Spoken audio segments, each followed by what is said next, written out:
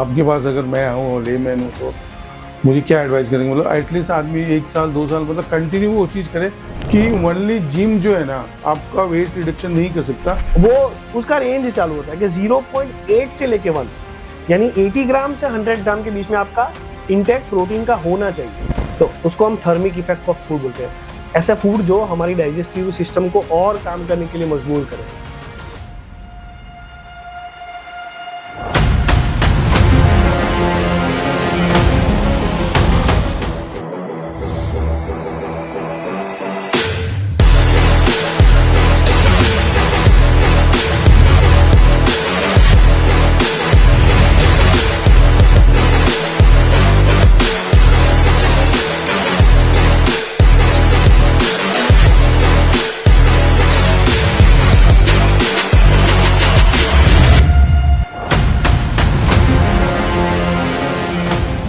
Hello friends, अदी event के नए एपिसोड के साथ आज हम फिर हाजिर हैं और आज हमारी ये कोशिश होगी कि हम ना जो 140 करोड़ की आबादी में जो 138 करोड़ लोग हैं, जो 1-8% लोग हैं जो कि बहुत फिटनेस के लिए जानते हैं या बहुत एफर्ट्स कर सकते हैं या बहुत सेलिब्रिटीज़ हैं, उनके बारे में बात नहीं करेंगे। 138 करोड़ लोग जिनके अंदर फिट रहने की धारणा होती है बट वो बहुत सारे इफ एंड बट्स की वजह से वो चीज़ अचीव नहीं कर पाते हैं। तो उन सब चीज़ों को टच करेंगे और कोशिश करेंगे कि आपको एक ऐसी जानकारी दे के उठे यहाँ से कि आप बोलें कि हाँ यार कल से हमको भी यही करना और स्वस्थ रहना है। तो आप आज स्वागत है करण सर का।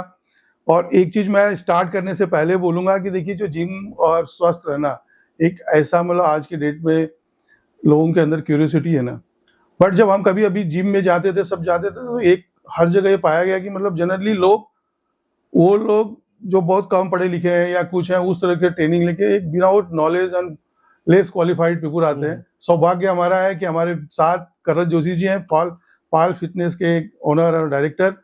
और इनके पीछे की बताऊं ये अपने आप बताएंगे, लेकिन मैं भी आपको बताऊं he is a mechanical engineer और गोल्ड मेडलिस्ट है, एमटेक किया हुआ है और इसके बाद ये फिटनेस के फील्ड में आए। तो सर आपकी ये जर्नी कहाँ से है, कहाँ से इंस्पायर हुए और क्या चीज़ की प्रेरणा मिली कि आपने एमटेक किया और गोल्ड मेडलिस्ट है और फिर आपने फिटनेस को एज जर्नी के रूप में लिया? थैंक यू सो मच पहले मुझे इनवाइट करने के लिए सर।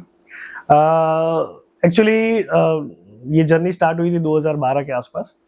एक्चुअली तब हम थोड़ा रनिंग स्टार्ट किया था और रनिंग करते करते थोड़ा फिटनेस में क्यूरियोसिटी होने लगी। सो उससे ये पता चला कि इसमें भी पढ़ाई लिखाई है, क्योंकि हम जब बॉम्बे में टाटा मैराथन वगैरह करते थे 41 किलोमीटर मैंने रन किया है, तो वहाँ पे बहुत लेक्चर्स वगैरह भी होते थे। तो वहाँ पे मुझे कुछ ऐसे मेंटर मिले थे जिस मेंटर ने मुझे गाइड किया कि इसमें भी है कुछ पढ़ाई लिखाई करना हो। And I already did my masters at that time, तो सोचा कि चलो इसमें भी कुछ एक्सप्लोर करते हैं। तो फिर वहाँ से मैंने मेरा स्टार्ट किया जर्नी और वहाँ से मैंने मेरा अमेरिकन कॉलेज स्पोर्ट्स मेडिसिन के सर्टिफिकेशंस किए। उसके बाद मैंने स्ट्रेंथ एंड कंडीशनिंग के सर्टिफिकेशंस किए। उसके बाद एक जिम को परचेस करने की अपॉर्चुनिटी मिली, फिर वहाँ से मैंने पूरा जिम परचेस कर लिया। एंड देन आज तक उसी के अंदर हम कुछ ना कुछ अपग्रेड करते रहते हैं। And that's it. तो बेसिकली आप बिलोंग सूरत से करते हैं? हाँ सर, हम सूरत से ही बिलोंग करते हैं। तो आपका बेसिक एजुकेशन और थोड़ा बताइए आपने? एक्चुअली मैंने डिप्लोमा मैकेनिकल इंजीनियरिंग किया है, उसके बाद मैंने बीटेक विद्यानगर से किया है। ग्रेट। और मैंने मास्टर्स किया था भोपाल से जी। और उसके बाद मैं पीएचडी में एनरोल करने का भी प्लान कर ही रहा था, बट मेरे पास ये अपॉर्चुनिटी आई और मैंने इसको पहले ग्रैब करने की कोशिश की। And right now I can से I have more than 10 international certification about fitness and exercise science and. तो आज ये हमारे श्रोताओं का और जो लोग भी इस एपिसोड को सुनेंगे सबका सौभाग्य है कि जो है मास्टर्स किया हुआ, मैकेनिकल से मास्टर्स किया हुआ। Yes sir. और क्या होता है ना, देखिए जो बेसिक कॉन्सेप्ट होता है किसी भी चीज का, अब आप एक इंजीनियर हो, क्योंकि मैं भी एक इंजीनियर हूँ, इस चीज को समझता हूँ, तो वी कैन डू वंडर्स ना। यस। हाँ। तो जहाँ भी जाते हैं आज आप अभी तो आप फिटनेस में आए, आज लोग मूवीज में इसमें देखिए सब जगह आजकल तो लोग जाने लगे हैं। तो हम ना देखिए आज कोशिश हमारी ये रहेगी कि मतलब आप जो जनता है ना उसको एक एक चीज बताइए। yes. कि पहले तो क्या है कि मान लीजिए मैं फर्स्ट डे गया, exactly. मेरे को कुछ नहीं पता जिम का, मुझे आप लोगों को रहता है ना कि मेरे को वजन कम करना है। देखिए आज दो चीज होती है, एक तो वजन कम करना है, एक वजन बढ़ाना। एग्जैक्टली, दो चीज।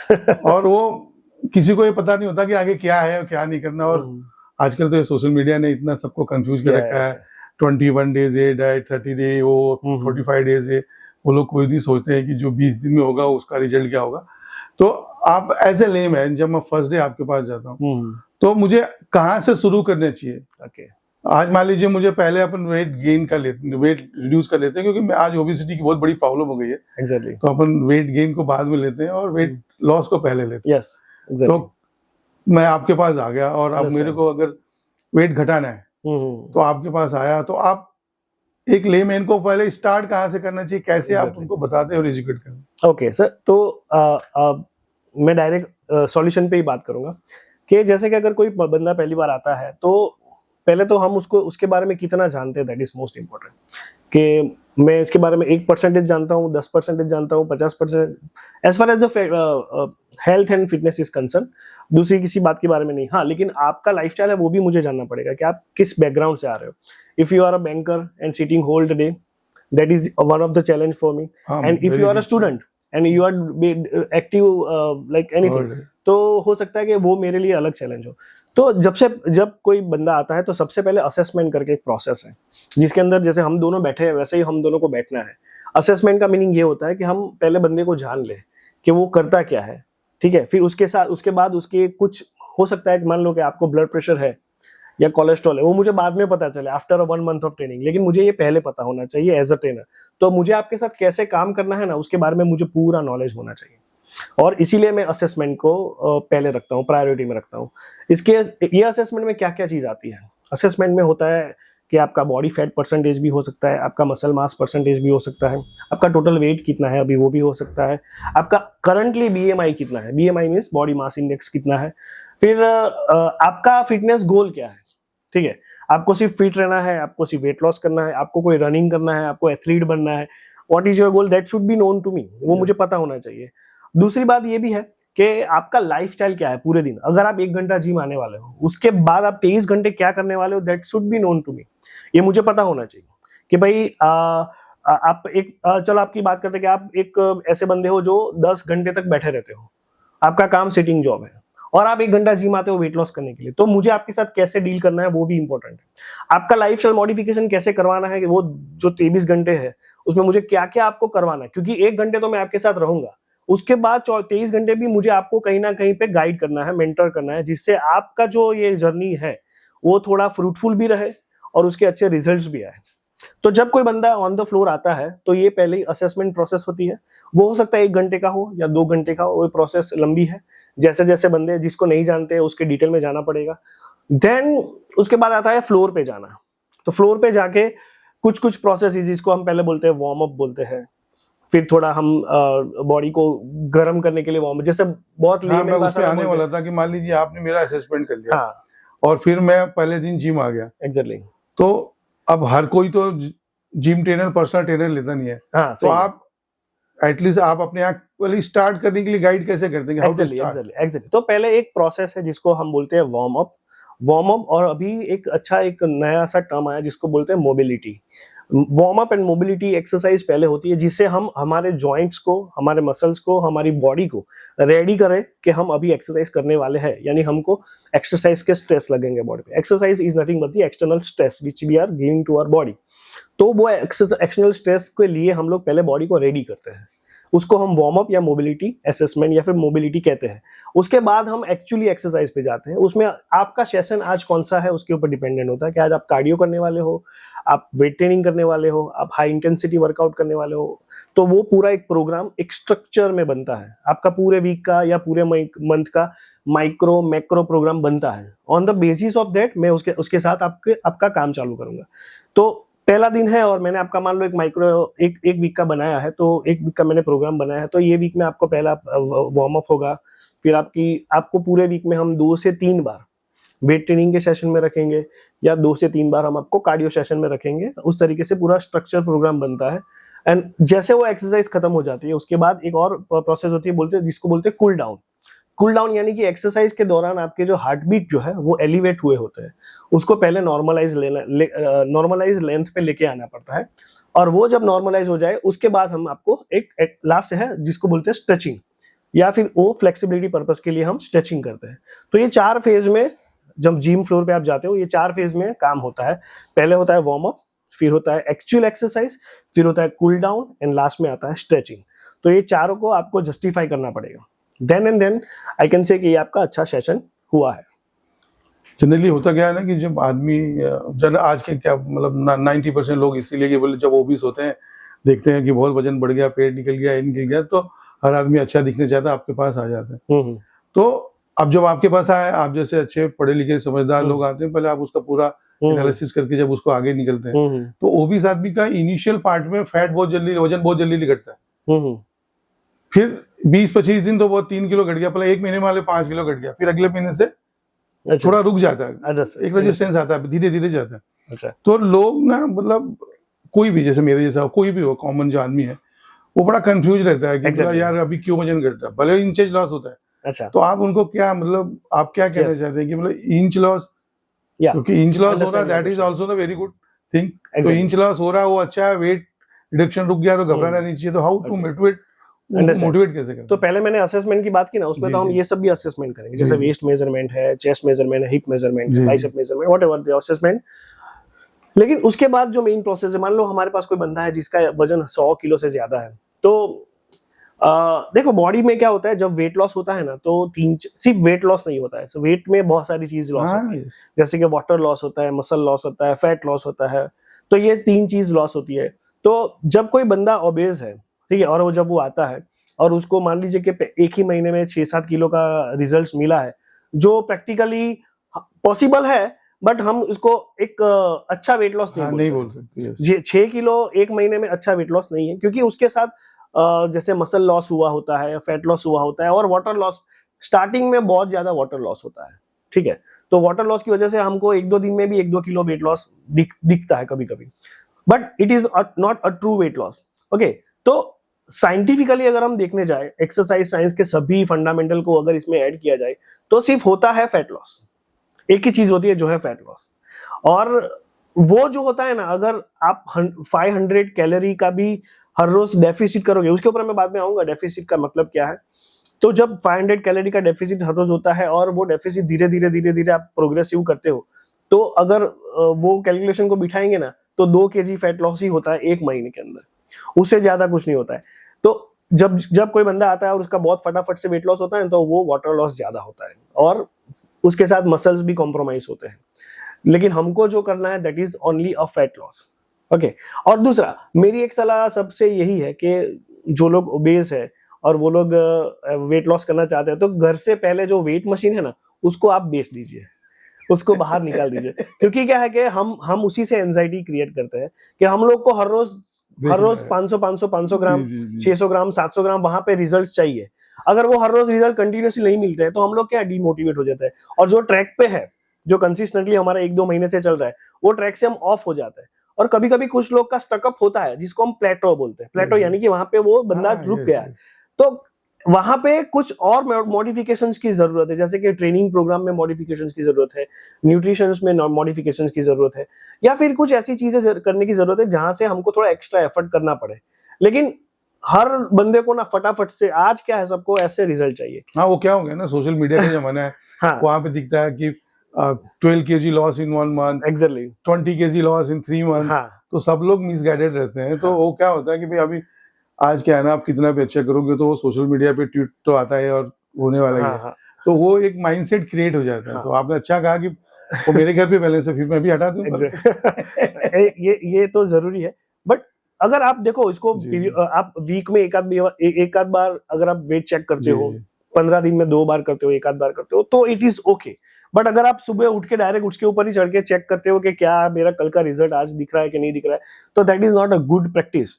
एंड अगेन मैं आपको एक और बहुत ही सिंपल चीज बता देता हूं कि जब आप वेट लॉस कर रहे हो, तो 3 kg 2 kg से 4 kg के बीच में is a healthy weight loss in a month. Yes. Not in a one day और 10 days एंड तो हेल्दी वेट लॉस हमारा 3 से 4 kg ही है अगर ओबीस पर्सन है तो, और थोड़ा मान लो ओबीस नहीं है, उसका बीएमआई मान लो 25 से लेके 30 के बीच में है, तो उस बंदे का 2 किलो भी अगर वेट लॉस होता है पर मंथ, आई कैन से not weight loss but fat loss होता है, तो it is very good fat loss. तो आप मतलब ये कहना चाहते हैं कि आदमी को ना वेट की तरफ ध्यान नहीं देना चाहिए, एग्जैक्टली फैट लॉस पे ध्यान देना चाहिए। एग्जैक्टली, और उसके लिए असेसमेंट करने पड़ते हैं। और ये जो फैट लॉस और मसल गेन्स, तो ये लोग ना बहुत कंफ्यूज रहते हैं, तो मतलब अच्छा। बहुत बार क्या होता है कि वजन घटता साथ में मसल भी चला जाता है। तो एग्जैक्टली, आप उसके बारे में क्या बोलना चाहिए? उसके बारे में बहुत इंपॉर्टेंट चीज, क्योंकि बहुत सारे लोग आज वेट ट्रेनिंग की बात करते हैं कि वेट ट्रेनिंग करने से ये फायदे है वो फायदे है, लेकिन वेट ट्रेनिंग से यही फायदा है कि आपके जो मसल्स है वो, आप जब वेट लॉस की जर्नी में हो तो आप मसल्स कॉम्प्रोमाइज नहीं करो, उसके लिए हम लोग वेट ट्रेनिंग करते हैं। और वेट ट्रेनिंग इसीलिए भी करना है कि जो मसल्स है वो हमारे मेटाबॉलिज्म को बढ़ाने के लिए बहुत ही एक अच्छा रिसोर्स है। आई कैन से it is a power house, हमारी बॉडी के पावर हाउस है मसल्स। तो जितने मसल हमारे बॉडी में गेन होंगे या फिर बने रहेंगे, उससे हमारा कैलोरी लॉस होने का चांसेस बहुत ज्यादा है। नाउ अभी ये बात करते हैं कि भाई फैट लॉस और मसल, अगर हम वेट लॉस करने जा रहे हैं और फैट लॉस हो रहा है तो that is good, but muscle loss भी हो रहा है, दैट इज नॉट गुड। तो उसको प्रिवेंट करने के लिए we are doing weight training, ठीक है। तो प्रिवेंशन के लिए हम वेट ट्रेनिंग करते हैं। अभी क्या होता है कि देखिए, अभी जब क्वेश्चन आता है वेट ट्रेनिंग का, बहुत स्पेशलाइजेशन और साइंटिफिकली है। Yes exactly. और लोग क्या है, जिम की मेंबरशिप ले लेते हैं, चले जाते हैं पर्सनल। अब फिर आ गया कि मतलब अगर आप जिम जा रहे हो तो पर्सनल ट्रेनर होना चाहिए या नहीं होना चाहिए? ऑफ कोर्स होना चाहिए, पर्सनल ट्रेनर तो मस्ट है। जैसे कि आप बहुत बड़े, अगर हम सचिन तेंदुलकर की बात करें, विराट कोहली की बात करें, they do have a personal trainer as well as a coach. उनको क्रिकेट खेलने के लिए कैसे अभी भी खेलना है वो सिखाने के लिए भी कोच अभी भी चाहिए, और उनकी फिटनेस के ऊपर और कितना हम अच्छा कर सकते हैं उसके लिए भी स्ट्रेंथ एंड कंडीशनिंग कोच होना चाहिए, ठीक है। सो हमारे बीसीसीआई के जो स्ट्रेंथ एंड कंडीशनिंग कोच है सोहम देसाई, जो विराट कोहली के और आरसीबी के वगैरह के कोच रहे, जिसके कांटेक्ट में हम लोग हैं। तो ये सब लोग का यही काम है कि जो बंदे खेल रहे हैं उनका आउटपुट और क्रिकेट में कितना अच्छा आ सकता है उसके लिए उनकी बॉडी के ऊपर काम किया जाता है, जिसको स्ट्रेंथ एंड कंडीशनिंग बोलते हैं, ठीक है। तो दैट इज वाई। और दूसरा कि एक मेंटर आपको हर जगह पे होना चाहिए और चाहिए। और विदाउट ट्रेनर अगर आप कुछ करते हो और मान लीजिए कि आपने कुछ ऐसा हैवी लोड ले लिया है तो उससे इंजरीज आने के चांसेस ज्यादा है, खास करके जब लोग डेडलिफ्ट करते हैं या फिर चेस्ट प्रेस करते हैं तो शोल्डर में और बैक में इंजरी होने के बहुत ज्यादा चांसेस है। तो इसीलिए भी मेरा रिकमेंडेशन हर बार सबको यही रहेगा कि whenever you do exercise you do under observation of your trainer, that is the recommendation. लेकिन सर होता क्या है ना कि अब जब जिम में जनरली आदमी जाता है तो जो अच्छे जिम और अच्छे हैं तो वो तो लोग करते हैं, मैं किसी का नाम नहीं लूंगा फिर भी बोलता हूँ, मैं तालवरकर में जाता था तो वहाँ पे फर्स्ट जैसे न्यूट्रिशन भी रखते थे और ध्यान भी रखते थे। अब बाकी जगह क्या हो गया कि मेंबरशिप बेचते समय या मेंबरशिप देते समय आदमी ये नहीं बताता कि आपको पर्सनल ट्रेनर के लिए अलग से लेगा। सही है। तो आदमी क्या करता है, ठीक है मेंबरशिप ले ली, बढ़िया क्लब देखा, बढ़िया बढ़िया मशीनें देखी, लेके चला गया चालू। अब जब चालू हो गया थोड़े दिन तो 2-5 दिन तो कोई भी हेल्प कर देता है, फिर 8वें दिन से बोलता है नहीं ये नहीं होगा, आपको इसके लिए पर्सनल ट्रेनर। तो क्यों नहीं लोग जो है ना इनिशियल फर्स्ट डे भले आप 15,000 में बेचो, 20,000 में बेचो, 20,000 बेचो, 30,000 में बेचो, बट इंक्लूडिंग पर्सनल ट्रेनिंग बेचो। अच्छा, क्या दैट इज ट्रू, ये ऐसा होना चाहिए। और देखिए सर जनरली होता नहीं है सर, तो मतलब एक्चुअली ये थोड़ा ये क्या है, थोड़ा मार्केटिंग लेवल का भी टॉपिक है।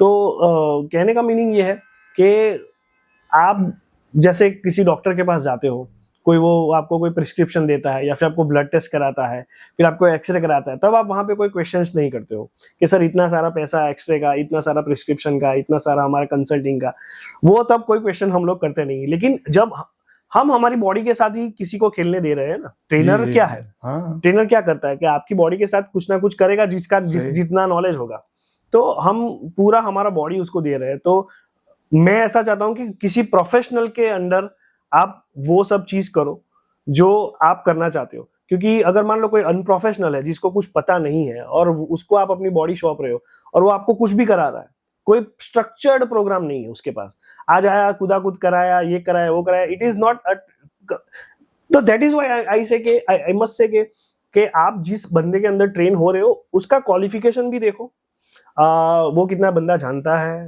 तो उसका न्यूट्रिशन लेवल का गाइडलाइंस कैसा है, उसका एक्सरसाइज के अगर आप कोई क्वेश्चंस पूछते हो तो उसको कैसे टैकल करता है, वो बंदे के पास कितना नॉलेज है, वो सब देख के आप उसके पास जाओ। और हाँ, अगर आप ऐसे बंदे के पास जाओगे ना तो you would love to pay him again. 100%। देखिए आज की डेट में ना हर आदमी पे करने को तैयार है, Exactly. बट अगर उसको रिटर्न में उसकी सर्विस में। एग्जैक्टली।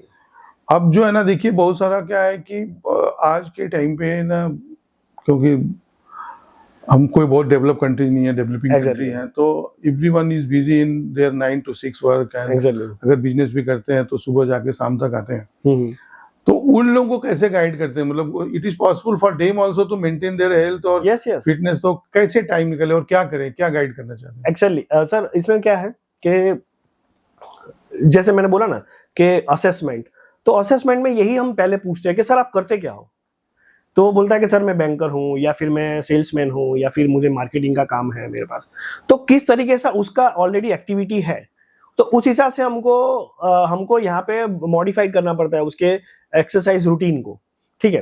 तो और दूसरा, आज अगर देखने जाओ तो हर जगह पे टॉक्सिसिटी ज्यादा है, जैसे कि हमारी एयर भी इतनी फ्रेश नहीं है, हमारा खाना भी इतना फ्रेश नहीं है, ठीक है। तो इससे हमारी बॉडी में बहुत सारे टॉक्सिक्स है, रेडिकल्स है, वो डेवलप होते हैं। तो उसके लिए हम रेकमेंडेशन करते हैं कि you do some sort of exercise. पहला तो ये रेकमेंडेशन होता है। दूसरा ये है कि किसको कैसे करवाना है, लाइक तो देखिए एक एथलीट का काम अलग है, उसको ट्रेनिंग अलग से देनी है, और एक general population like you and me, I also keep my self in general population, क्योंकि हम लोग एथलीट लेवल का ट्रेनिंग नहीं करते हैं, ठीक है। तो उसका भी ट्रेनिंग जो है वो इस तरीके से होना चाहिए जिससे वो दूसरे दिन अच्छे से काम कर पाए, ठीक है, और वो पूरा रूटीन उसका विदाउट डिस्टर्बेंस वो अपना काम करता है। क्योंकि क्या है ना, देखिए मान लीजिए कि मैं ही हूँ, हाँ, मैं सुबह 11 बजे से 10 साढ़े 10 बजे से बैठते के फिर लंच टाइम है, फिर उसके बाद दिन भर एग्जैक्टली, ऑलमोस्ट मीटिंग पूरा होता है। तो मेरे जैसे बहुत सारे लोग हैं, हाँ, तो वो उनको तो ऐसा एक्सरसाइज भी नहीं करा तो पहले दिन की पता अगले दिन ही कमर Exactly, टूट जाए, तो exactly, फिर वो exactly, आएगा ही नहीं अगले दिन से। एग्जैक्टली। तो हाउ यू मैनेज सच? हाँ, तो इसी हाँ, तो सर इसमें थोड़ा मैं डिटेल में और जाऊंगा कि कभी कभी क्या होता है कि जैसे कि कोई बैंकर है, अभी एक हाईरॉक्स का बहुत बड़ा एक ये चल रहा है, हाईरॉक्स करके एक ट्रेनिंग है जिसके अंदर बहुत हाई इंटेंसिटी वर्कआउट होती है। तो अगर आप आते हो मेरे पास, बोलते हो कि सर मुझे हाईरॉक्स करना है, तो मैं आपको बोलूंगा कि सर पहले हम थोड़ा हमारा एक अच्छा सा BMI कवर कर ले, जैसे कि हम लोग 25 के नीचे आ जाए, और उसके बाद हम will start training of Hyrox after 2-3 months कि हम हमारे एक अच्छे वेट में आ जाए, ठीक है। तो अगेन सेम कि बंदा कौन से बैकग्राउंड से है ना, वो बहुत इंपॉर्टेंट है कि उसको करवाना क्या है, ठीक है। तो और दूसरी बात कि आज फिटनेस इतना इम्पोर्टेंट एस्पेक्ट हो गया है हमारी लाइफ के लिए कि हमारी बॉडी में डिजीज है और जो भी कुछ इंजरीज है वो सबको निकालने के लिए exercise is very very mandatory. Okay, so that is why I always recommend के do exercise for at least 45 minutes.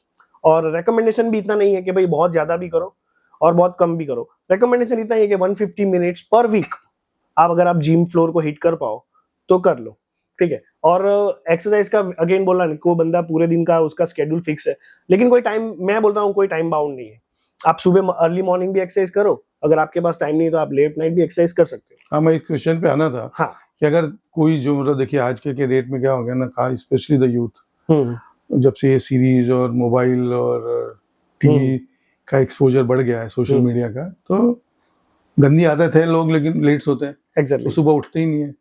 तो क्या वो शाम को एक्सरसाइज कर सकते हैं और वो भी उतने फ्रूटफुल होगा जितना मॉर्निंग में? देखने जाओ तो मेरा जवाब ऐसे ही रहेगा कि आप जब खाली पेट एक्सरसाइज करते हो तो उसके एडवांटेजेस ज्यादा रहते हैं, और आप पूरे दिन स्ट्रेस के बाद एक्सरसाइज करते हो तो भी उसका एडवांटेज अलग अलग तरीके से रहता है। एडवांटेज तो सभी जगह पे है, एक्सरसाइज में कोई इश्यू नहीं है, बट एक ड्रॉबैक रहता है कि मान लीजिए कि आप शाम को एक्सरसाइज करते हो, मान लो आपका 7 से 8 का, शाम को 7 से 8 का रूटीन है, तो हो सकता है कि हमारा बॉडी में जो एंडोर्फिन शूटअप होता है, तो वो शूटअप की वजह से हमको मे भी हो सकता है जल्दी नींद ना भी आए, ठीक है। तो इसीलिए अब मॉर्निंग एक्सरसाइज करने के बाद हम ब्रेकफास्ट भी कर लेते हैं, कार्बोहाइड्रेट्स लोड कर लेते हैं तो हमारा पूरा दिन कवर अप हो जाता है।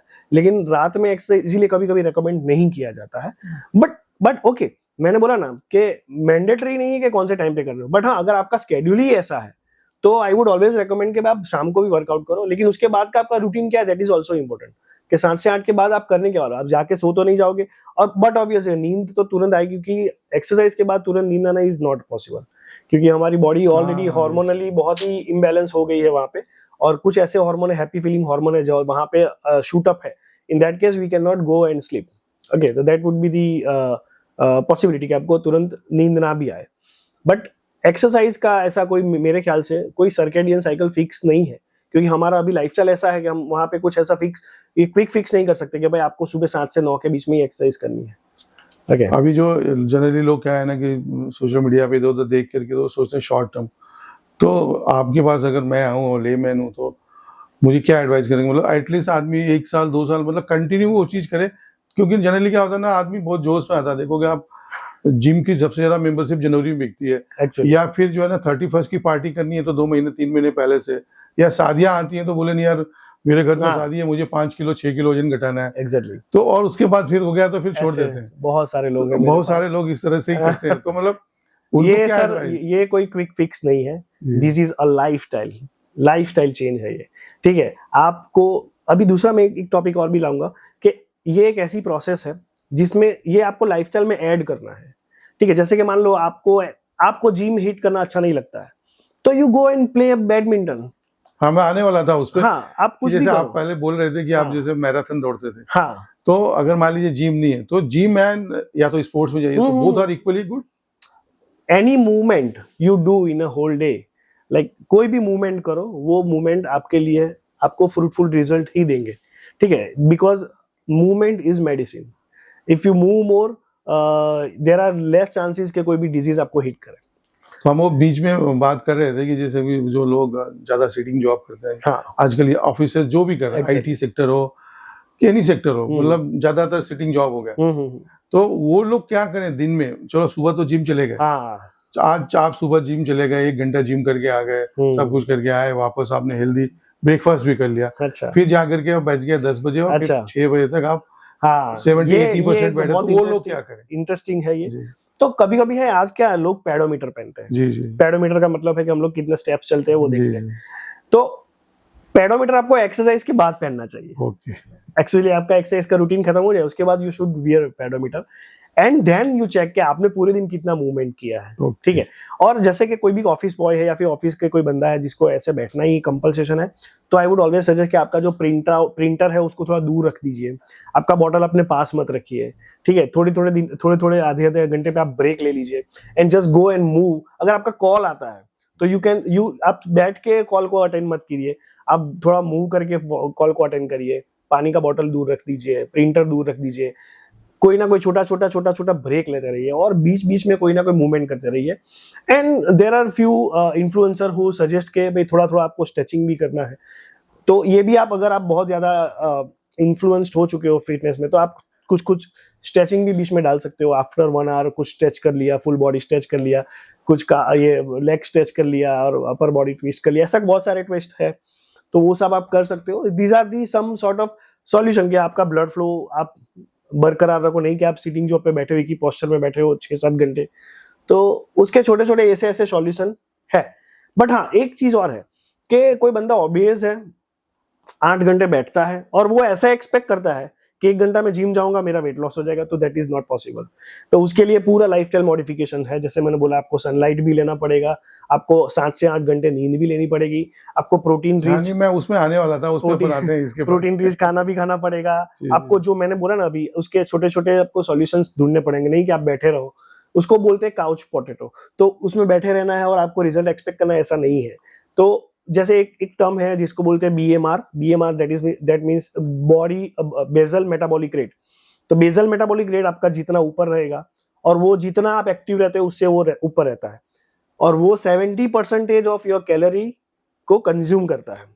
तो इसके लिए आपको कुछ ना कुछ मूवमेंट करनी है, और उसको साइंटिफिकली हम बोलते हैं NEAT, that is called as non exercise activity thermogenesis. तो और वो आपके वेट लॉस जर्नी में 20% पार्टिसिपेट करता है। अभी जो है ना सुबह सुबह उठते हैं और घड़ी में चालू ही रहता है, आजकल तो सब में ऐप डाल दिया लोगों ने, अच्छा, तो जनरली एक टेंडेंसी होती है मोर देन 7,000 स्टेप्स होने हाँ। चाहिए कि 7,000 10,000 चलो तो बहुत अच्छा है।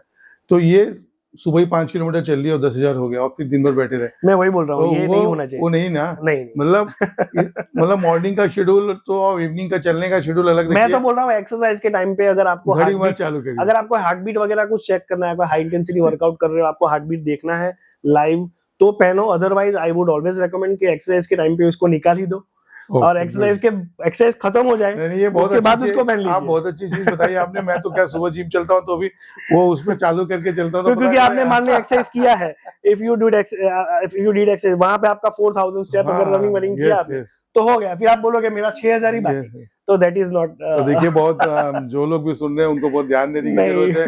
हम जो सुबह सुबह जो है ना चेक कर लेते हैं कि 10,000 स्टेप चलिए, 8,000 स्टेप चलिए, उस पर मत करिए। आप उस समय घड़ी निकाल के रखिए, 5 किलोमीटर चलिए, 45 मिनट चलिए, रिकमेंडेशन। लेकिन अगर आपको हार्ट रिलेटेड या हाँ नहीं हाई देखिए इंटेंसिटी वर्कआउट कर रहे हो, वो तो दैट इज नेसेसरी जब तो आप एकदम दौड़ते हैं या फिर कुछ लोगों को होता है कि मेरा हार्ट बीट कितने हैं ये एक्सरसाइज में मैं देखना चाहता हूँ लाइव। नहीं, वो ट्रेडमिल पे आप दौड़ रहे हो, बहुत हाई स्पीड में दौड़ रहे हो, हाँ, तो कुछ तो देन वो ठीक है कि हार्ट बीट को मॉनिटर करना कि भाई 150। तो वो भी एक चीज पूछना था कि जैसे आप ट्रेडमिल पे दौड़ते हैं, तो जब उस पे चेक करते हैं हार्ट बीट का रेंज क्या होना चाहिए, कहाँ से एक्सीड नहीं होना चाहिए? ये बहुत ही डिटेल और बहुत लंबा इसका आंसर हो सकता है, बट उसको मैं थोड़ा शॉर्ट में निकालता हूँ। एक जैसे हमारा एक हार्ट रेट होता है जिसको बोलते हैं रेस्टिंग हार्ट रेट। जब भी आप यहाँ पे बैठे हो, मैं यहाँ पे बैठा हूँ, अभी भी हमारा हार्ट बीट चल रहा है, तो अभी जो चल रहा है, ठीक है, तो उसको बोलते हैं हम रेस्टिंग हार्ट रेट। हम कोई एक्टिविटी नहीं कर रहे, हम बैठे हैं बातचीत कर रहे हैं, तब भी थोड़ा तो ऊपर ही होगा। लेकिन अगर आप एकदम ही रेस्ट पोजीशन में हो, जिसको हम रेस्टिंग हार्ट रेट बोलते हैं, मान लीजिए किसी बंदे का रेस्टिंग हार्ट रेट है 60 या 70 चलो पकड़ते हैं, वो एवरेज है, और सबका इतना ही होता है, 72 के आसपास सबका होता है। तो मान लीजिए आपका 70 है, तो उसका एक कैलकुलेशन है, उसको बोलते हैं कार्बोनन मेथड कैलकुलेशन। तो मेरी एज मान लीजिए कि 40 की है, तो 220 माइनस 40 करना होता है, जिससे मेरा आंसर आता है 180। तो मेरा रेस्टिंग हार्ट रेट है 70 और मेरा जो वो हार्ट रेट मैक्स जो आया है वो है 180। तो मेरे पास कितना अभी स्पेस है कि भाई मैं 70 से लेके 180 तक जा सकता हूं, अंडरस्टैंड? तो वो 180 यानी कि वो 110 बीट्स पर मिनट मेरे पास रिजर्व पड़े हुए हैं, यू नो। तो वो रिजर्व में से मैं कितना यूज कर रहा हूं, that is called as heart intensity. As a layman मान लीजिए मैं दौड़ रहा हूँ और मेरा वेट 95 kg है और मैं उस पर दौड़ रहा हूँ, तो मेरी हार्ट बीट यस किसको क्रॉस, मेरे को क्या देखना चाहिए कि इसको क्रॉस नहीं करे? अगर आप ओबेस हो और आपको आप 100 kg प्लस हो, तो आई वुड ऑलवेज से कि 150 के ऊपर आपको अभी नहीं जाना है। 150 हार्ट बीट के ऊपर आपको कोई वर्कआउट नहीं करना है। और दूसरा भी मैंने बोला ना असेसमेंट, तो असेसमेंट में आपकी फैमिली हिस्ट्री भी आती है सर। तो उसमें आपको ये भी देखना है कि आपके घर पे किसी को ऐसा कार्डियक अरेस्ट या फिर हार्ट के इश्यूज हुए हैं कि नहीं हुए। ये सब चीज को रख के हमको ये सब ट्रेनिंग सेशन बनाना पड़ता है। तो अगर आप मान लो आपकी फैमिली हिस्ट्री में किसी को हार्ट अटैक आया है और आप 110 kg के हो, ठीक है, तो मैं आपको 150 भी रेकमेंड नहीं करूंगा। मैं आपको पहले ये बोलूंगा कि आपको 110 के आसपास रहना है, and first you try to reduce your as many weight as possible. Then अगर हम एक प्रॉपर एक अचीवमेंट लाते हैं कि भाई हमारा भाई 100 kg से हम लोग 80 के आसपास आ चुके हैं, जो हमारा अभी भी BMI से थोड़ा ज्यादा है, तो भी मैं आपको वहां पे रिकमेंडेशन नहीं करूंगा। मैं ये जो बॉडी वेट वाला जो मामला है ना, बड़ा थोड़ा मेरे को कभी कभी ऐसा लगता है कि बहुत बार ना आप एकदम फिट दिखते हो, तो जनरली क्या होता है, देखो कि मैं टाइट टी शर्ट पहनूं अच्छा लगूं और सूट पहनूं और शादी में जाऊं तो अच्छा लगूं, और क्योंकि बोन्स के भी तो वेट होते हैं। हाँ। तो आप अगर बोन्स आपके स्ट्रांग है, मजबूत है और वेट, तो उस समय आपका वेट अगर ज्यादा भी है तो उसका क्या क्राइटेरिया होना चाहिए कि मतलब आदमी उसमें मिसलीड नहीं हो? बहुत बार क्या होता है कि आपके बोन्स अच्छे हैं, तगड़े हैं और आपका वेट दिखता नहीं है, बॉडी में फैट दिखता नहीं है, आपके इंचेस अच्छे हैं और you are looking fit and smart. कोई ये नहीं पूछा, आप कहीं भी गए तो यार कोई भी यही पूछेगा ना, यार बड़े स्मार्ट लग रहे हो, अच्छा दिख रहे हो, मतलब वेट नहीं है, कुछ नहीं है, और स्टिल ये तो कोई पूछता नहीं कि आप कितने किलो का हो। तो आपको मतलब फिट रहना, अच्छा दिखना, बॉडी फिजिक अच्छा होना या वेट कम होना, किस पे फोकस करना चाहिए? देखो सर, अभी ये ना थोड़ा गोल पर्सपेक्टिव है जी किसी को ऐसे शो ऑफ करना है। देखो आप जो बोल रहे हो ना, टाइट जीन्स यानी ये सब पहना हुआ है, उसको अच्छा दिख रहा है, तो वो बंदे के अंदर ना बोन्स तो सब में ठीक है, चलो मान लेते हैं, लेकिन जो मसल मास है वो बहुत अच्छा होता है, जी जी इसीलिए he is looking aesthetically good. ठीक है। और एक जैसे एक लेमैन बंदा है जो हर रोज बैंक में जाता है, आता है, घर पे जाके सो जाता है, उसको सिर्फ अपनी फिटनेस को मेंटेन रखना है, तो उसके लिए ऐसा कोई क्राइटेरिया नहीं होना चाहिए कि भाई ये ऐसा पहनो, ऐसा, वो जाता भी नहीं होगा। बट कहने का मीनिंग ये है कि जिसके अंदर बॉडी मसल मास ज्यादा है, तो उनका जो एस्थेटिक है वो कंपेयर टू एक लेमैन अच्छा ही दिखेगा। तो इन that case I always recommend कि आप do weight training. Weight training करोगे तो आपका एस्थेटिक, देखिए एक्सरसाइज आपको शेप में लाने की कोशिश ये करते चेक कैसे करते हैं? मतलब आप लोग ये तो चेक करते होंगे ना हाँ। कि भाई उसका असर मैंने बोला ना, बोन्स के वेट क्या है और एक्चुअल वेट क्या होना चाहिए? नहीं, हम जो चेक करते हैं वो बोन्स के वेट नहीं होता, हमारा फुल बॉडी असेसमेंट, हमारा एक मशीन है जिसको बोलते हैं body assessment machine, body composition machine बोलते हैं, जिसको हम कंपोजिशन बोलते हैं। हाँ, दैट मैं उसमें भी आने वाला था कि actually the composition of the body should look good हाँ एंड इन शेप। हाँ, तो कंपोजिशन में एक सिंपल सा क्राइटेरिया यही है कि कंपोजिशन में ये देखना है कि फैट परसेंटेज कम होने चाहिए, मसल परसेंटेज ज्यादा होने चाहिए, और आपका तो जो ओवरऑल वेट है वो कम होना चाहिए। और वो वेट को हम कौन से क्राइटेरिया में डालते हैं? बीएमआई चेक के क्राइटेरिया में डालते हैं कि आपका बॉडी मास इंडेक्स अगर आपका 25 के नीचे है, then it means you are in a good shape.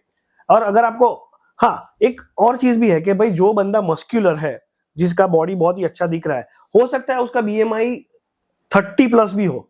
क्यों? क्योंकि वो बंदा ऑलरेडी बहुत ज्यादा मसल गेन करके बैठा हुआ है, तो वहां पे बीएमआई वो बंदे के लिए काम नहीं करेगा। हाँ, क्योंकि आप देखो ना, अगर आप देखोगे कि जो रेसलिंग करते हैं या जो लोग बॉक्सिंग करते हैं, वो ना मतलब इवन एट 100 kg 95 kg और एकदम फिट रहते हैं। तो BMI is the marker to check general population कि भाई आपका बीएमआई 25 के नीचे है कि नहीं। लेकिन अगर आप उसको एथलीट के साथ कंपेयर करोगे तो बीएमआई विल नॉट वर्क।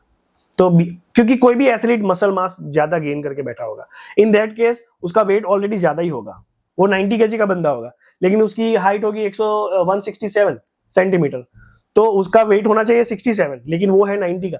तो जो एक्सेसिव है उसकी बॉडी में, that is his muscle mass. Okay, देखिए बाकी तो जो आजकल के जिम में बहुत सारे लोग इक्विपमेंट और उस पे रहते हैं, और अब आप क्या आ जाते हैं, आप पाल फिटनेस में you are more focusing on other exercise than machine exercise. Yes, तो आपका कॉन्सेप्ट क्या है और हाउ यू प्रमोट उसकी सक्सेस स्टोरी और थोड़ा उसके बारे में बताइए। तो सर मेरा फंडा बहुत क्लियर है कि मुझे फंक्शनल ट्रेनिंग में ज्यादा इंटरेस्ट है, functional and weight training I can से।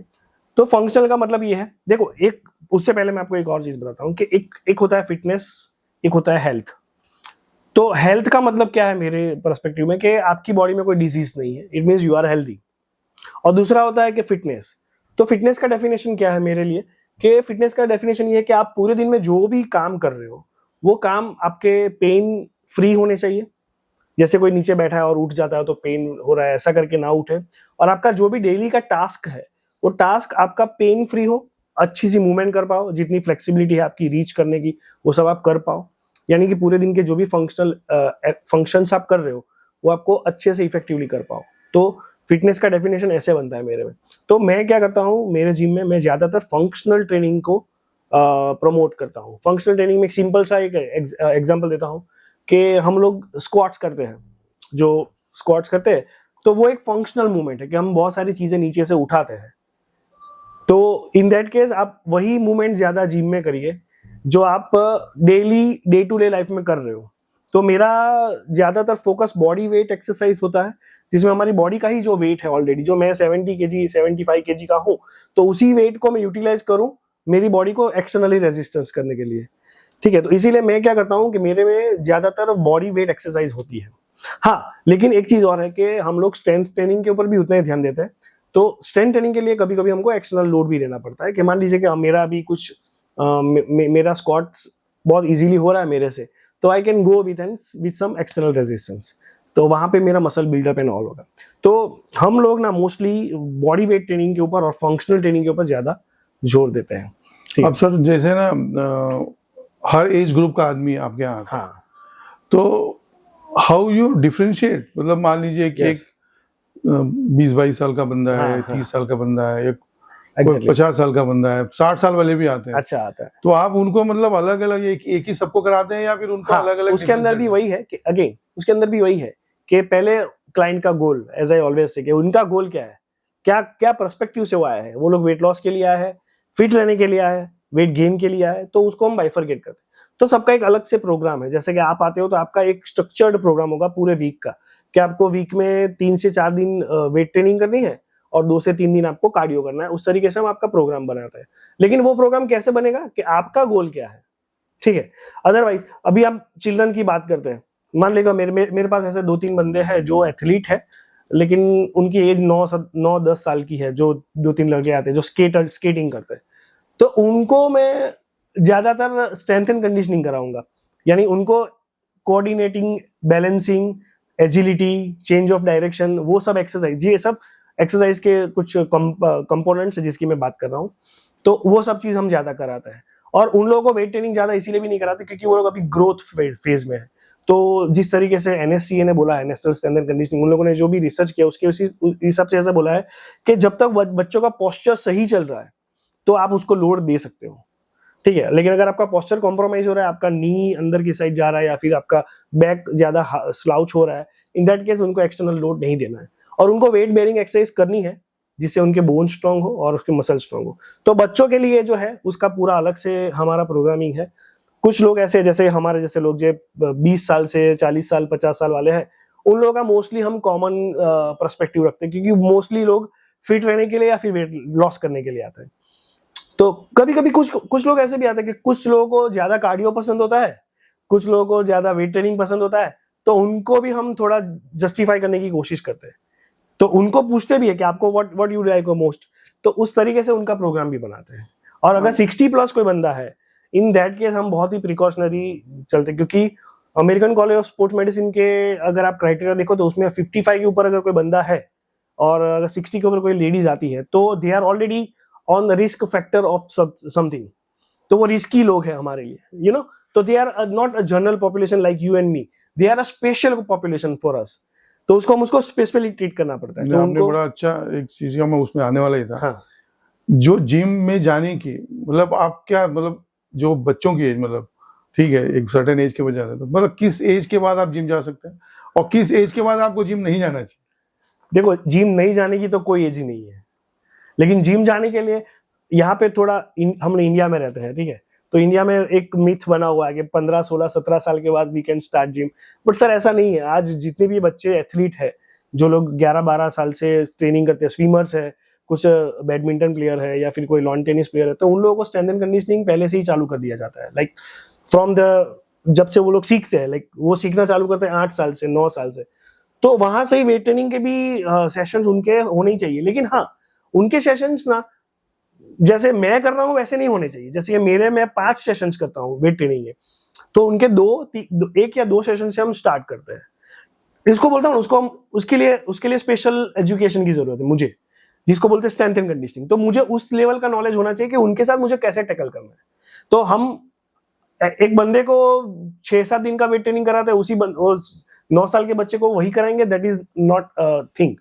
उसके लिए पूरा सेशन अलग होता है। उनके लिए सेम, उनके लिए पूरा इन सीजन ऑफ सीजन ये सब के प्रोग्रामिंग बनते हैं। जैसे कि बंदा कल कोई मान लीजिए कि 1 हफ्ते के बाद वो स्केटिंग में कोई चैंपियनशिप में नेशनल लेवल पे कुछ करने जा रहा है, तो आज उसको मैं वेट ट्रेनिंग नहीं कराऊंगा, उनको कुछ अलग कराऊंगा जिससे वहां पे उनको फायदा हो, ठीक है। अब आजकल जैसे मैं आपको पहले ही बोला था कि सोशल मीडिया का जमाना है और बहुत सारी loaded with informations and they are information not knowledge sir. correct that they are not that is not the knowledge, so loaded with the number of information and everyone is misguided with that. तो उसमें एक ना एक बहुत बड़ा common सा है, मतलब देखिए ये इवन उसको मैं मिस इन्फॉर्मेशन और नॉलेज नहीं कहूँ, मिस नॉलेज नहीं कहूँगा, वो नॉलेज भी है कि बहुत सारे लोगों का, एक्सपर्ट्स का ये मानना है कि ओनली जिम जो है ना आपका वेट रिडक्शन नहीं कर सकता अनलेस एंड अनटिल आप जो है ना डाइट का ध्यान नहीं देते। अच्छा हाँ। तो हाउ मतलब आपका क्या पर्सपेक्टिव, मतलब आपको जिम के साथ डाइट प्लान लेना चाहिए और साथ में दोनों को करना चाहिए, या आप डाइट से भी वजन घटा सकते हैं या जिम से वजन घटा सकते हैं केवल? 2 टॉपिक के बारे में बात करूं। पहला, मैं डाइट के ऊपर मुझे फिर से याद दिलाइएगा। जी लेकिन अगर हम पहली बात करें तो अगर मैं ये स्टेटमेंट दूंगा तो ये कंट्रोवर्शियल हो जाएगा। जी जी जी देखो एक्सरसाइज ना वेट लॉस में बहुत ज्यादा हेल्प नहीं करता है, जी जी इतना समझ लीजिए। ठीक है, एक्सरसाइज आपकी बॉडी में से जो कैलोरी डेफिसिट निकाल, हमको क्या करना, देखो आप एक कैलोरी डेफिसिट के बारे में आगे में मैं चूक गया। मान लीजिए आप 2000 कैलोरी खाना खाते हो, उसके आप सामने न्यूट्रिशन पे आएंगे तो बात करेंगे हाँ, इस टॉपिक। हाँ इसके ऊपर भी बात कर, लेकिन इसके बाद पूछूंगा मैं यहाँ से मैं आपको वहीं पे डाइवर्ट करता हूँ थोड़ा, कि हम 2000 कैलोरी का इनपुट करते आप हैं। कैलोरी छोड़ दीजिए, पहले आप मेरे को ये बताइए कि मतलब जो एक धारणा है ना कि मतलब एक्सरसाइज से वेट नहीं घटता, आप फिट हो सकते हैं, वेट नहीं घटता, तो आपको घटता है लेकिन वो बहुत ही लाइक माइन्यूट लेवल, लाइक मैं बोल रहा हूँ इंच लॉस हो सकता है, इंचेस लॉस भी muscles छोड़ बढ़ दीजिए, सकता आप 1 घंटा वर्कआउट करके आप 300 से 400 कैलोरी बर्न करो, जी जी। जो पूरे दिन का जो कैलोरी डेफिसिट है उसमें से ये कुछ नहीं है। हाँ तो चलिए अब आप उस पे भी आ जाते हैं, मतलब हाँ। जो ना ये आजकल बड़ा एक बहुत सारा ये कि कैलोरी डेफिसिट हाँ। कैलोरी डेफिसिट, हाँ क्या आप ना वजन घटाना है तो आपके पूरे दिन की 24 घंटे में जो आप खाते हैं, 8 घंटे तो सोते हैं, जो 18 घंटे में आप जो खा रहे हैं उसमें कैलोरी डेफिसिट कर दीजिए। हाँ। मतलब आप कैलोरी बर्न जो करते हैं हाँ। उससे 50% 20% जो भी है करे तो आपका वेट लॉस होगा। तो मतलब क्या है ये कैलोरी डेफिसिट का कॉन्सेप्ट? कैलोरी डेफिसिट का मतलब सर इतना है, ये थोड़ा हाइपोथेटिकली भी चलता हाँ, है नहीं, और कोई हम नहीं। बहुत ही उसको जी, प्रिसाइजली जी, नहीं जाएंगे लेके, जी जी लेकिन एंड ऑफ द डे आपको पता चल जाता है कि मैंने क्या किया है मेरी बॉडी जी, के जी। साथ। तो एक सिंपल सा चीज है कि मान लीजिए आपने 2000 कैलोरी का इनपुट किया है, आपने 2000 कहीं पे किसी ने डाइट दिया है आपको और वो डाइट पे पूरा लिखा हुआ है कि ये प्लेट में इतना इतना है, कोई भी ऐप पे भी जाके आप ये कर सकते हो, जी। एप्लीकेशंस बहुत सारे अवेलेबल है। जी तो मान लीजिए मुझे पता चला कि मैंने आज 200 कैलोरी इनपुट की है, लाइक मैंने खाया है उतना खाना कैलोरी। अभी उसको हम 3 अलग अलग कार्बोहाइड्रेट्स कितना खाया है, फैट कितना खाया है, प्रोटीन कितना खाया है, ये सब चीज हम नहीं इसमें कंसीडर कर रहे हैं, हमने टोटल कितना खाया है। जी सपोज जी 2000 कैलोरी हमने इनपुट किया है। अगर आप वेट लॉस कर रहे हो तो आपको 2500 आपको बर्न करना है, एक्सपेंडिचर करना है। तो वो जो 500 एक्स्ट्रा एक्सपेंडिचर हुआ ना, that is called as your. कैसे बर्न होगा सर, क्योंकि हाँ हम जिम में 1 घंटे में तो मुश्किल से 300-400 exactly, अभी मैं वहीं पे आ रहा हूँ नाउ।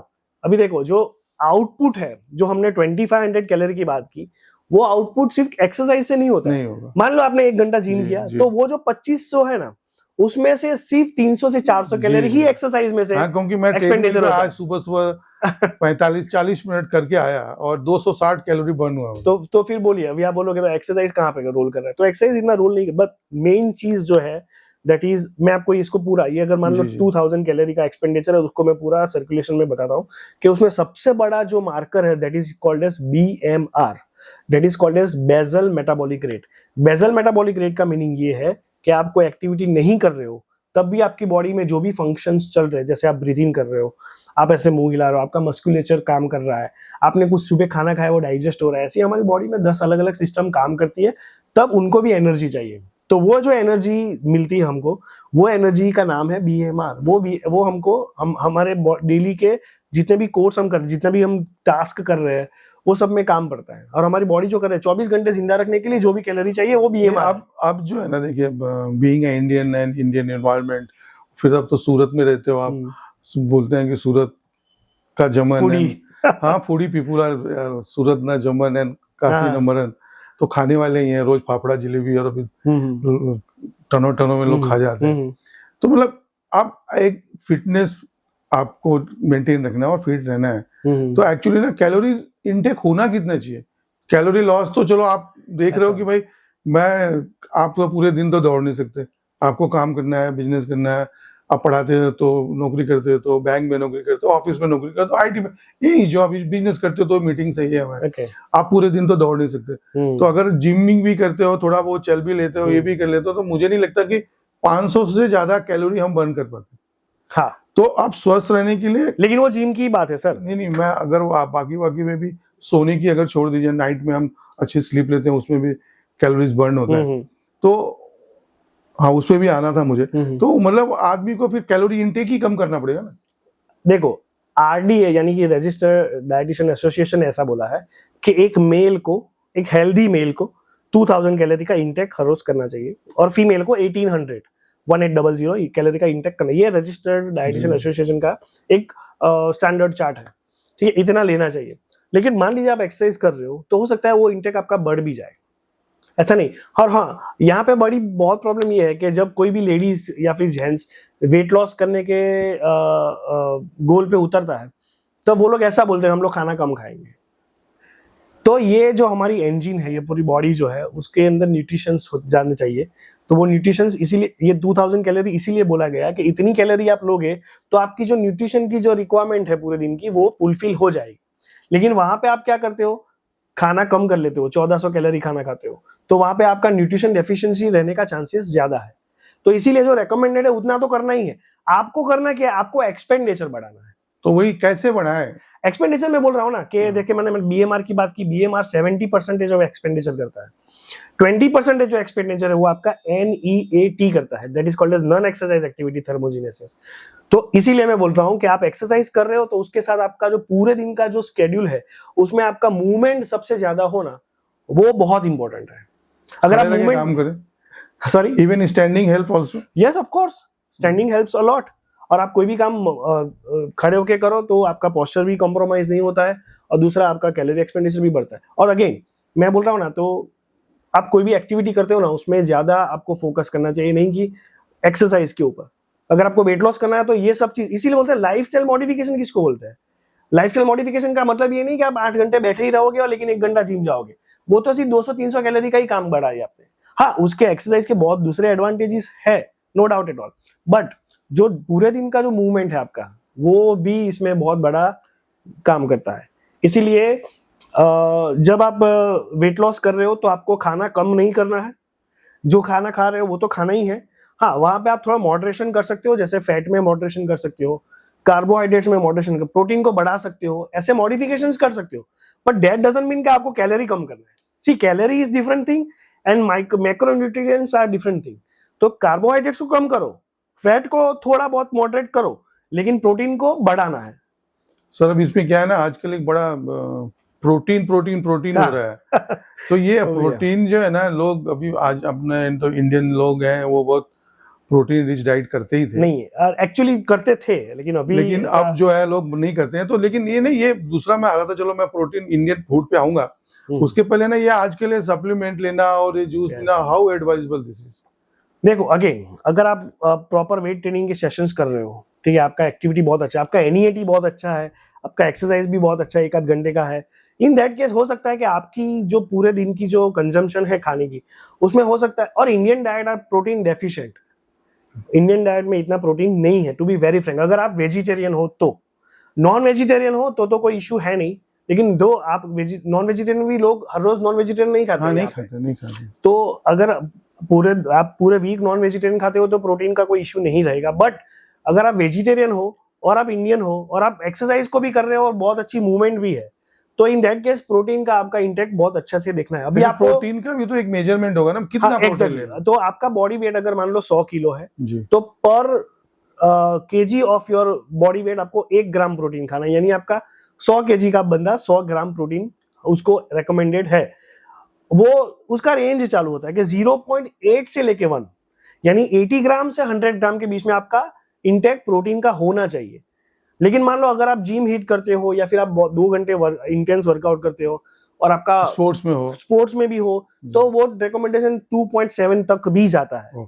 लेकिन इरिस्पेक्टिव ऑफ कौन से स्पोर्ट्स में हो, तो वो सब के क्राइटेरिया फिक्स है जो रिसर्च हुए हैं कि भाई 0.8 से 1 हमारे जैसे लोगों को खाना है। नहीं, मैं थोड़ा कंट्रोवर्शियल क्वेश्चन है फिर भी पूछता हूँ, मतलब हमको जो अवेलेबल रिसोर्सेस है इन फूड, लाइक पनीर है, अगर कोई नॉन वेज अंडा खाता है, चिकन खाता है, या आज वेजिटेरियन में भी बहुत सारी चीजें एग्जैक्टली जो प्रोटीन देती हैं, तो वी शुड गो फॉर, मतलब वो जो अवेलेबल इंडियन में है, मतलब जो कुछ है, या प्रोटीन पाउडर लोग पीने लगते हैं। अच्छा, तो वो क्या एडवाइस करते हैं, मतलब क्योंकि ना बहुत सारे में ये कंट्रोवर्शियल कुछ नहीं है सर, इसको एकदम सिंपल रखते हैं कि भाई मान लीजिए कि आपको लगता है कि मैं इंडियन प्योर वेजिटेरियन हूँ और मेरा प्रोटीन इंटेक खत्म नहीं हो रहा है, मेरी एक्सरसाइज अच्छी है, मेरा मूवमेंट है, तो आप प्रोटीन का ऐसे सप्लीमेंट्स ले सकते हो, that is not at all issue. एक आपने स्कूप लिया है तो 25 ग्राम प्रोटीन का इंटेक आपका कवर अप हो जाता है, ठीक है।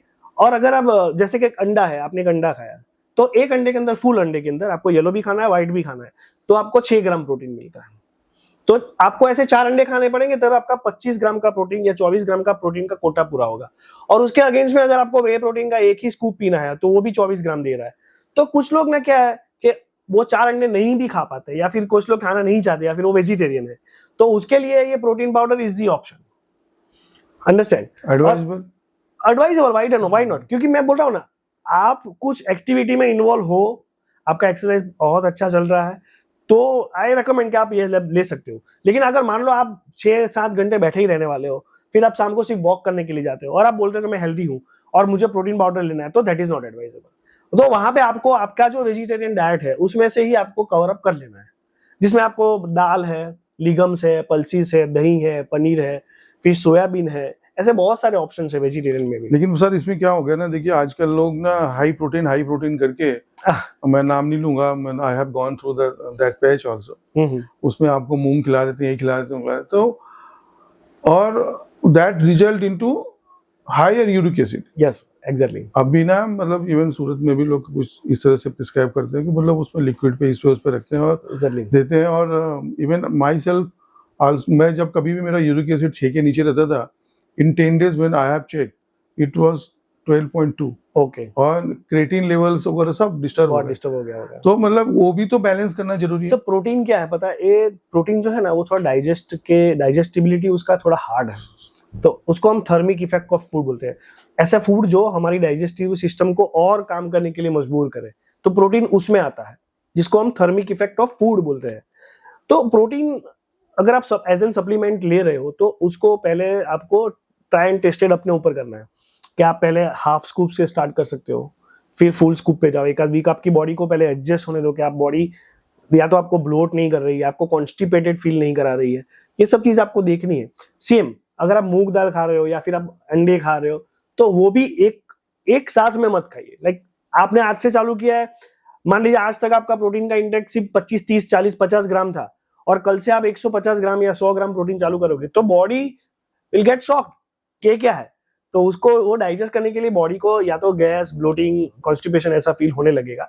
इसीलिए उसको भी बहुत कॉमन फेनोमेना है कि जब whenever you change your diet, तो एक कॉन्स्टिपेशन एक मेन हो जाता है, मतलब और धीरे धीरे यू अपनी बॉडी को एडप्ट होने दीजिए, हो जाएगी, नो डाउट एट ऑल कि आपको ज्यादा प्रोटीन लेना नहीं चाहिए, लेकिन धीरे धीरे उसका डोज बढ़ाते रहिए। एक साथ में यू कैन नॉट लाइक, और हो सकता है उसका एब्जॉर्प्शन भी उतना ना हो, समझ रहे हो? एब्जॉर्प्शन का मीनिंग क्या है कि बॉडी ने ये जो प्रोटीन आपने खाया है, मान लो आपने 100 ग्राम प्रोटीन खाया है, वो सब एब्जॉर्ब किया भी है कि नहीं, दैट इज उसके ब्लड टेस्ट, जैसे बोला ना कि मैं कुछ ब्लड टेस्ट करता हूं तो उसमें यूरिक एसिड ऊपर आ गया, क्रिएटिन ऊपर नीचे हो गया।